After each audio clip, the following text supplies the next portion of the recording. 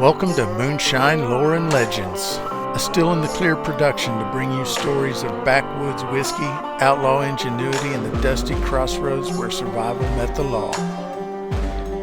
Here we dig up true tales from America's shadowed past, or at least they're mostly true. The kind of stories that get better every time they're told. We'll talk moonshiners who defied the revenuers, lawmen who rode the ridgelines, and communities shaped by the still. Some stories are wild, some are tragic, and some are still whispered in hollers and hillsides today.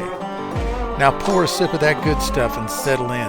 The fire's going strong, the crickets are singing, so have a seat by the flames and let me tell you a story. Tonight we head into the hills of northern Arkansas to the quiet town of Mountain Home, where in the summer of 1899 something strange and deadly poured from a jug of shine. Men drank, men died, and the whispers haven't stopped since.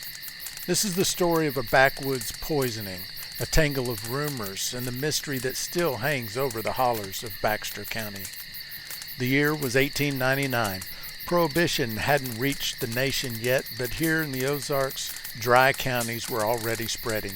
Legal saloons were closing. Taxed liquor was hard to find.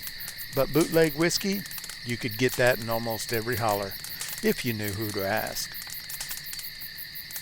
In Mountain Home, a small town near the Missouri border, moonshine was part of life. And while some folks made their own, most relied on local blind tigers. Now, a blind tiger was a nickname for an illegal saloon. Usually just a back room behind a storefront or a shack on the edge of town.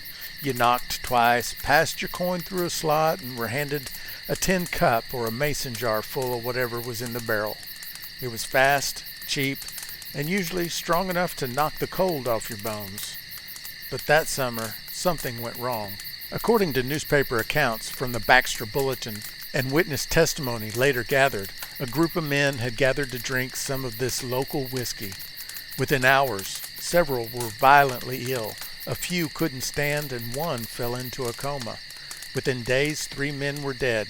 Their symptoms were alarming.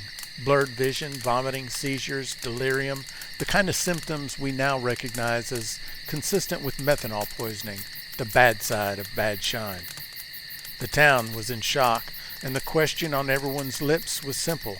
Was it an accident or murder? Rumors flew. Some blamed a local distiller who had a reputation for cutting corners. Others whispered that a rival had tainted the batch on purpose. In the Ozarks at the time, moonshiners were territorial. Stills were hidden in caves, bluffs, and brush thickets.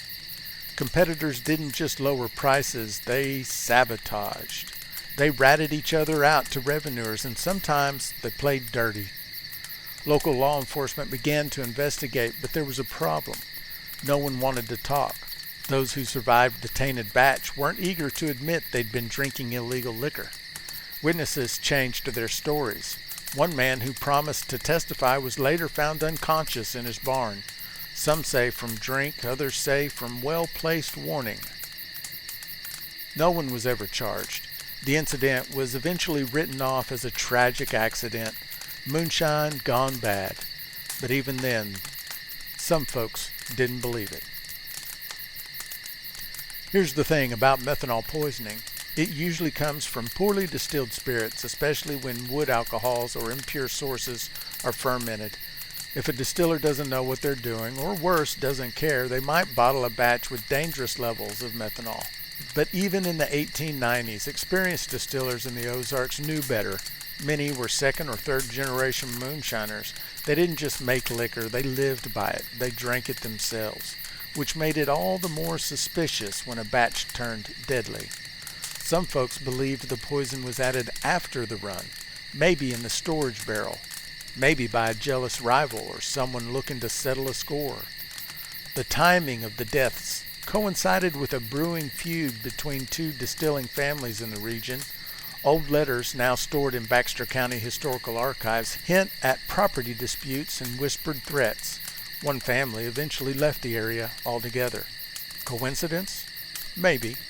But like many moonshine stories, it's hard to know where the facts end and the legend begins.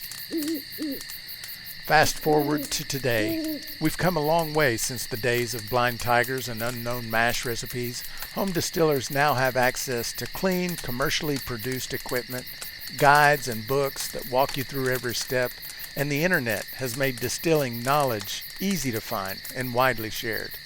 If you know what you're doing and use quality materials, the risk of accidental poisoning is virtually gone. Methanol myths still pop up online, and plenty of people still think a sip of moonshine might make you go blind. But here's the truth. With today's equipment and basic knowledge, you're far more likely to get a hangover than a hospital visit. The real danger back then wasn't the alcohol. It was ignorance, desperation, and sometimes malice.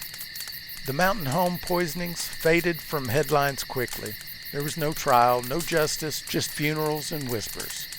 But the story lingered in the oral traditions of the Ozarks, passed from porch to porch and generation to generation.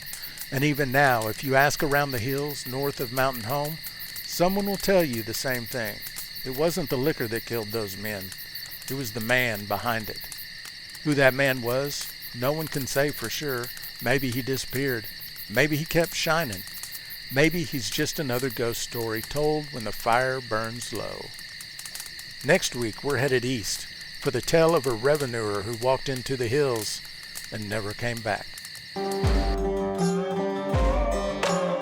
Well, that's it for this episode of Moonshine Lore and Legend. If you enjoyed the story, go ahead and follow the show, or leave a review, or tell a friend who appreciates a little backwoods history with their bourbon. We've got plenty more tales simmering on the fire, from outlaw runs and revenue raids to the kind of back porch whispers you won't find in the history books. So until next time, keep your mash warm and your barrels hidden, and keep that shine flowing. I'm Cyrus. Thanks for sitting by the fire with me.